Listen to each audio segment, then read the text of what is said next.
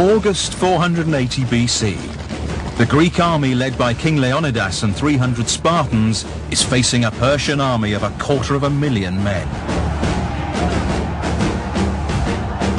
The Persian king Xerxes watched in disbelief as 5,000 Greek troops formed up in the valley entrance. They lined up in phalanx formation. The phalanx was a forest of spears. The commander would signal for the push, rear ranks pushing forward and pressing their shields against the backs of the men in front, and you pushed against the forces opposing you and literally tried to shove them backwards and drive them off the field.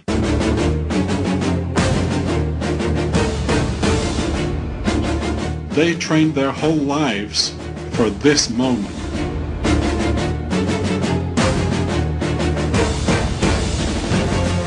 This phalanx was 18 men deep and 64 across. Their shields overlapped like the scales on a serpent's back, virtually impenetrable.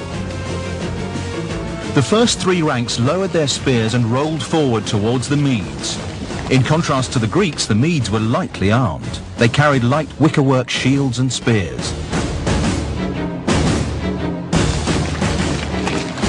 Before they advanced, the Mede archers fired a volley into the phalanx.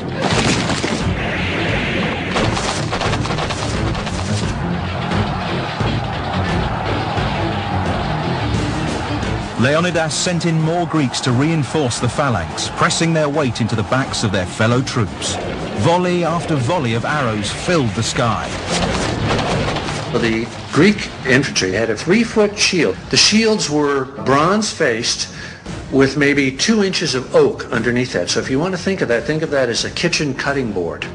And how hard you can whack a cutting board with a battle axe and you can't break it. As the Greeks began to tire, Leonidas sent in his Spartan warriors. They advanced in a phalanx formation as the exhausted Greeks ran back.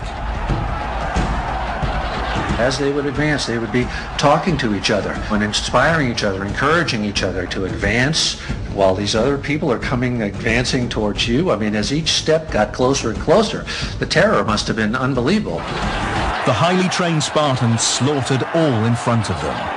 The Medes saw that their own weapons were useless and in desperation began grabbing at the Spartan spears. Now the Spartans drew the xiphos and the real butchery began.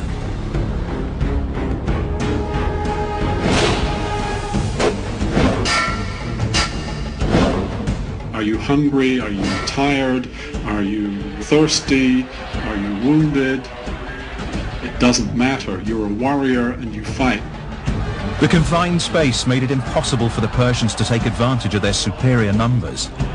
They couldn't pack enough men into battle against this unrelenting killing machine. Combat in those days was all hand-to-hand. Nobody shot anybody. No smart bombs came in. If you were going to kill the enemy, he was going to be right in your face and trying to kill you. Wave after wave of Xerxes' warriors perished as they tried to penetrate the Spartan shield wall. Leonidas joked Xerxes has plenty of men, but no soldiers. But the Greeks took casualties as well.